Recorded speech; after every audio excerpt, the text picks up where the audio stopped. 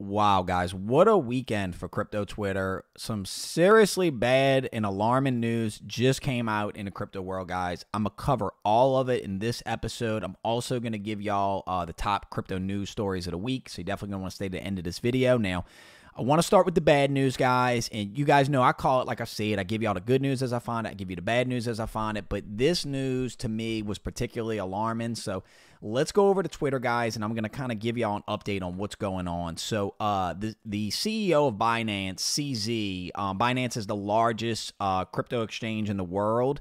He actually just tweeted this, liquidating our FTT is just a post-exit risk management learning from Luna. We gave support before, but we won't pretend to make love after divorce. We are not against anyone, but we won't support people who lobby against other industry players behind their backs. So this is a billionaire. And guys, FTT, that's the FTX exchange token right here. As you guys can see, it's down almost 11% on the week.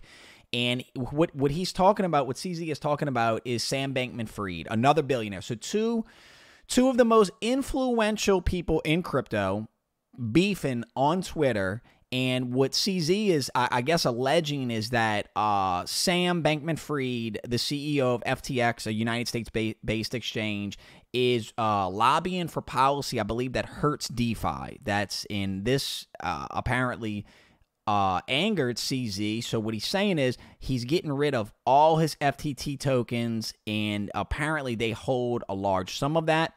Now, this created rumors circulating around Twitter that perhaps the FTX exchange could go a way of what happened to Voyager or Celsius. Now, I'm not saying that FTX is going to go insolvent. I'm not saying that this is going to be a Voyager or a Celsius situation. However, I'm pretty sure that's what Celsius and Voyager said before they went insolvent. So let's go see. Let's see what Sam said. So check out this article, guys, from CoinDesk. FTX CEO Sam Bankman-Fried denies insolvency rumors as Binance liquidates FTT token. So this is what Sam said, guys. FTX is fine. Assets are fine. Crypto exchange FTX CEO Sam Bankman-Fried wrote on Twitter early Monday morning as speculation built over the weekend about the solvency of his crypto exchange. FTX has enough to cover all client holdings, he added. We don't invest client assets, even in treasuries. We have been processing all withdrawals and will continue to be. So, guys, I don't hold any Binance coin. Binance, that exchange isn't even allowed in the United States. I do have an account on FTX. I have very little assets on FTX. I'm kind of indifferent on this situation. I'm indifferent on Sam Bankman-Fried. You know, he was once, guys, is crypto not becoming like wrestling, where one week somebody's the good guy, one week somebody's the bad guy? I mean, it just seems like a little while ago, Sam Bankman-Fried was heralded as like the Robin Hood, the savior of crypto, coming bailing out all these insolvent exchanges. And now two of the most influential people in crypto are beefing with each other. And again, guys, if you're a holder of this FTX token, if the largest exchange in the world is telling you that they're dumping it, well, I'd imagine it's going to be bad for the price of the FTX token. I don't know. I don't think FTX is going to go insolvent, guys. And again, I think what this really going to illustrate to us, guys, is everybody says it, not your keys, not your crypto, to get your coins off of exchanges, because we are so early in these markets and stuff like this really shouldn't be happening, guys. I mean, we were just kind of starting to see a little good momentum in the crypto markets, and then this comes out. So, no matter what your take on this is, it's not good for crypto. It's not good in the short term. It's not good in the long term. And I think it's just a matter of how bad is this going to get? How bad is this going to be? And I'll continue to cover it, guys. So what do you guys think? Let me know in the comments. I told y'all what the CEO of Binance said. I showed you what Sam Bankman-Fried said. And it's definitely going to be something to watch, guys, because FTX is a major player. FTX is a major player. They have addressed user withdrawal complaints, and they're saying that everything's fine. Check out this tweet, guys. Telling everyone how fine you are is the first red flag. You're not. So again, it wasn't that long ago, we're dealing with the Voyager and the Celsius situation. I believe their CEO said the same thing. Oh, everything's fine. Users can process withdrawals. Don't worry about anything. So stuff happens fast in crypto, guys. So let me know in the comments. What do you guys think? I'm going to continue to monitor this.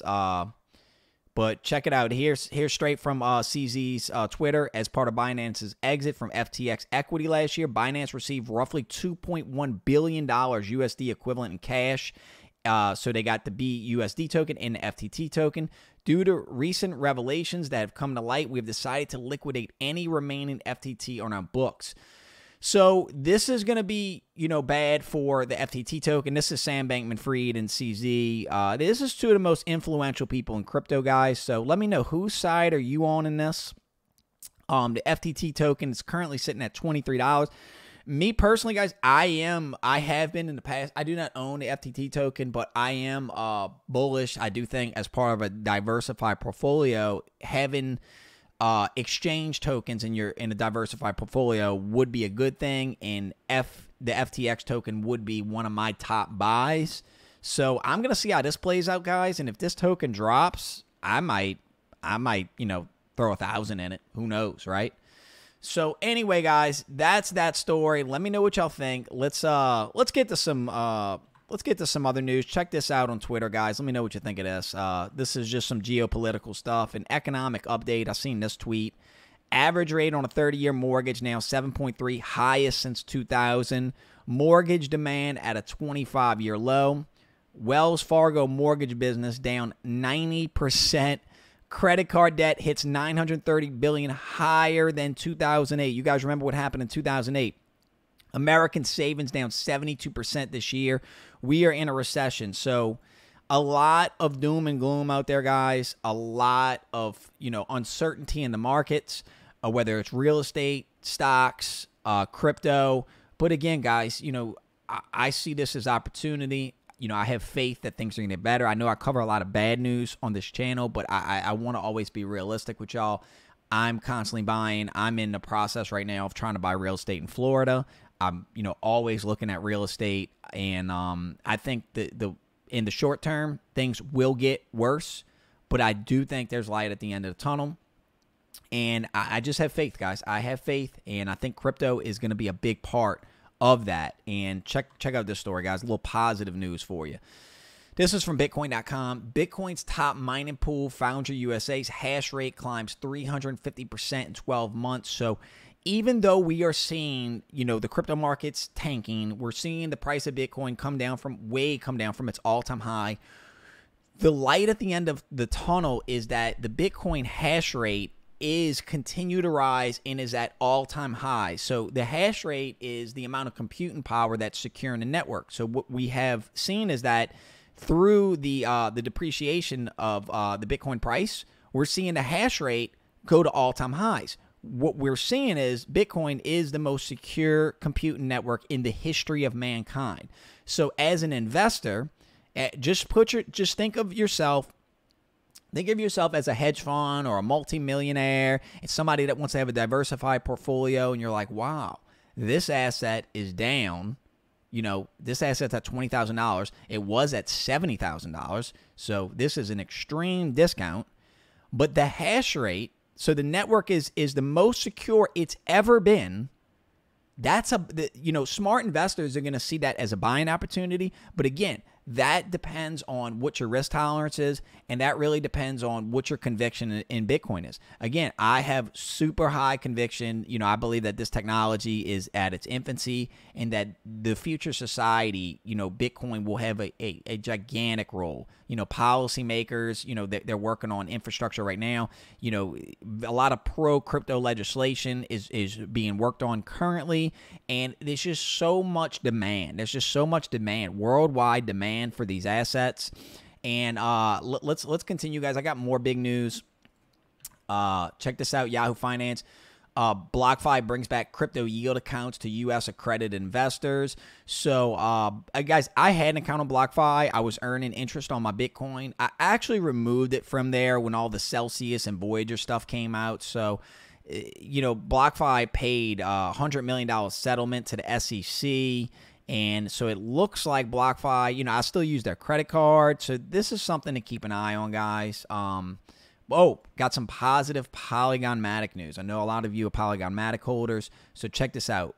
Bernstein says Polygon blockchain is the Web3 king. The Polygon team has hired talent from large global tech companies and reached out to brands that have many consumers. So check this out, guys. The Polygon blockchain has emerged as the leading gateway for moving Web 2 consumers to Web 3, Bernstein said in Research Report Friday. The system has been chosen by Starbucks, Nubank, that's the bank that Warren Buffett invested in, Reddit, DraftKings, Robinhood, and Meta Instagram. So Polygon's native cryptocurrency Matic rallied 30% in the last 2 weeks after Meta said it would introduce a toolkit to allow Instagram users to mint and sell Polygon-powered NFTs. Check this out, guys. The Polygon team has done two things right in reports that it has aggressively hired talent from large global tech companies such as Amazon, YouTube, and Airbnb, and it's used its business development muscle to reach out to consumer-heavy brands. Wow. So as y'all know, I've covered Polygon Matic for the last 2 years on this channel. It is one of my largest holdings, and I guess if you want to know, is Polygon Matic a good buy? As always, guys, this is not financial advice. I'm not a financial advisor, but let me give you a simple way of evaluating a token, and this is the way I actually evaluate tokens. So let's go look at Polygon Matic. Let's go over to CoinMarketCap. It's the 11th highest cryptocurrency per market cap, and this is what I kind of look at, guys. You want to look at the circulating supply. You want to look at the charts. You want to kind of see where this, because it is down a lot from its all-time high, guys. So let's look at the 1 year low high. So the 1 year low on Polygon Matic was 32 cents. We luckily were buying it then. And then the 1 year high is $2.92.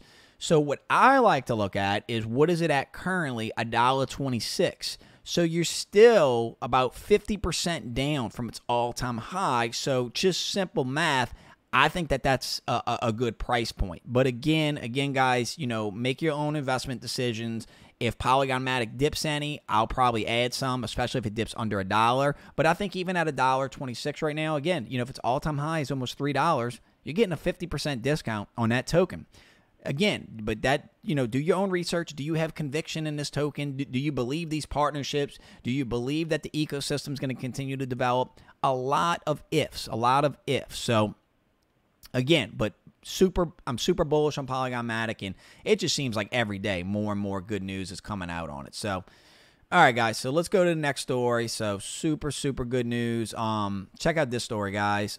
Crypto no more in top 10 most cited potential risks, the U.S. Central Bank reports. So I guess crypto was in the top 10 of most cited potential risks, but now this is the risks. Check this out. The most cited potential risks over the next 12 to 18 months. So I guess these are the black swan events that could hurt the markets the most. The first being the obvious Russia invasion of Ukraine. And you guys know when I started this channel, that really wasn't a big news story. And now it's, the tensions there have continued to elevate. So it's something that, most of you aren't interested in politics. You just want to hear about crypto. But it's unfortunate. You got to understand what's going on geopolitically if you're going to understand these markets, because these are worldwide markets, guys. This isn't just a United States thing. So persistent inflation, monetary tightening. So inflation is not just the United States thing, guys. This is a worldwide thing that's happening. Risk asset valuations, corrections. That's something that you're always going to be dealing with. Foreign divestment from U.S. assets. Very concerning, as we're seeing more sanctions being put on countries like Russia, and we're seeing tensions elevate with China. Different countries are divesting from the United States. They're moving away from the dollar. It's an unfortunate reality, and it's just something that we're dealing with. Higher energy prices. I'm sure you guys see that at the pumps. The United States used to be energy independent.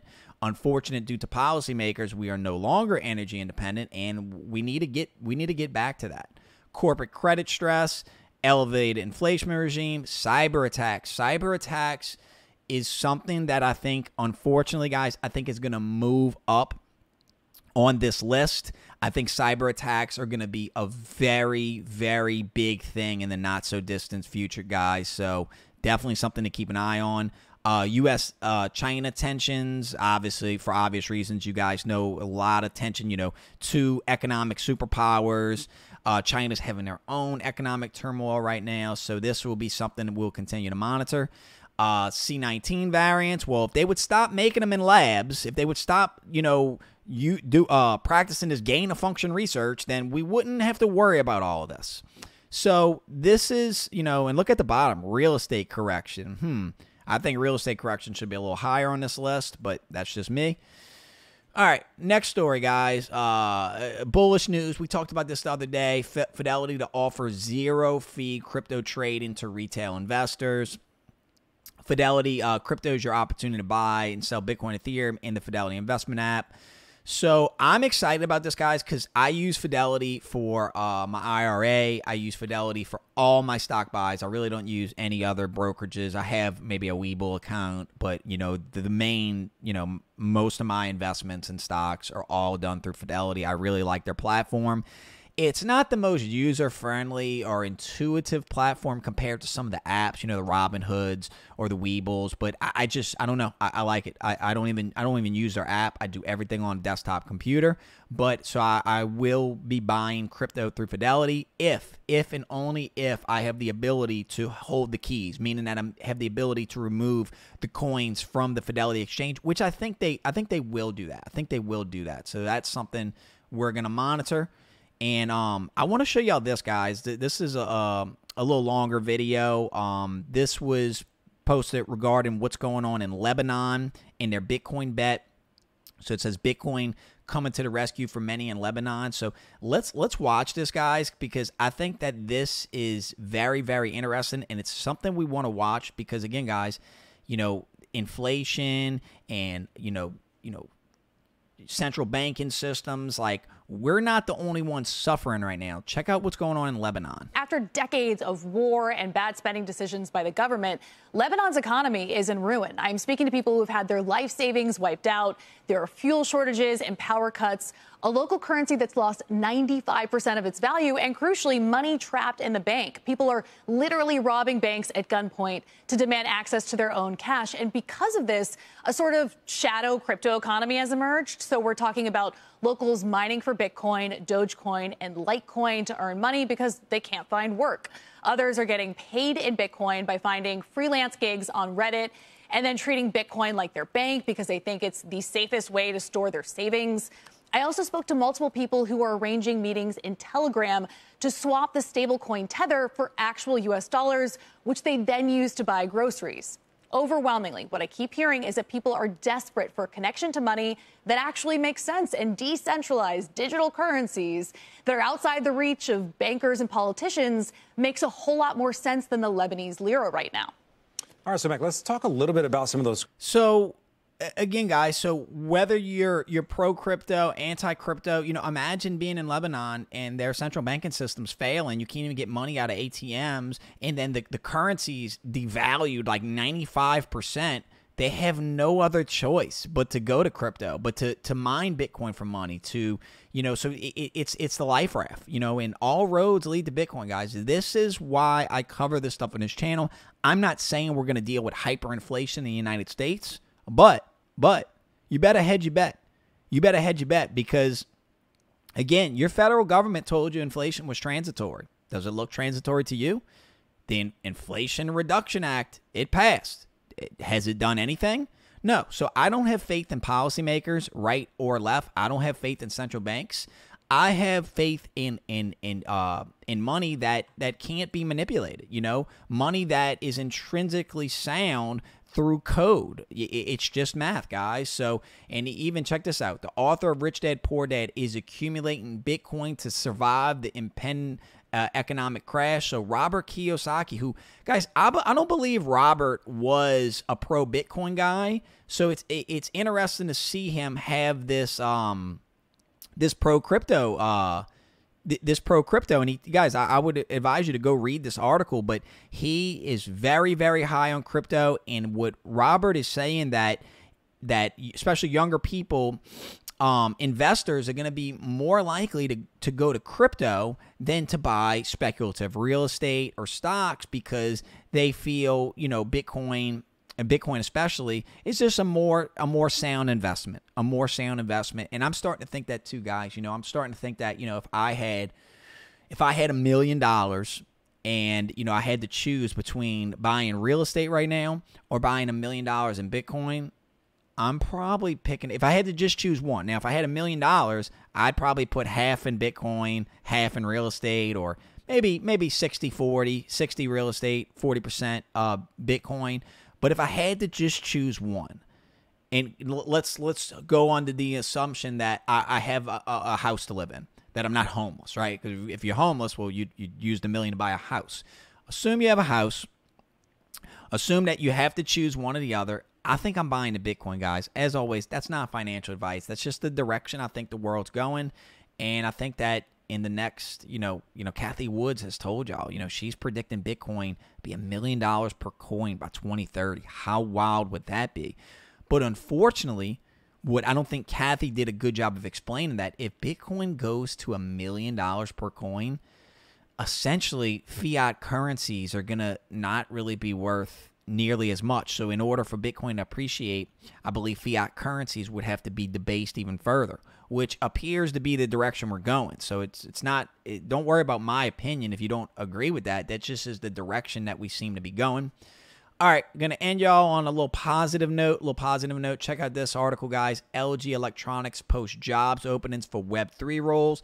LG, I think they make TVs and stuff. LG Electronics added new job openings for 2 CTOs to lead the company's Web3 department. So I know this isn't the biggest story in the world, guys, but, just like the MoneyGram story I covered yesterday, you're starting to see all these big name brand companies hiring Web3 people, integrating crypto. This is the steps to mainstream adoption. So this is the kind of articles I look for when I make my investment decisions. Anyway, guys, thank you so much for watching. If you made this far in the video, drop me a 100 emoji in a comment, y'all. I'm Classic Kev. I'm out. Peace.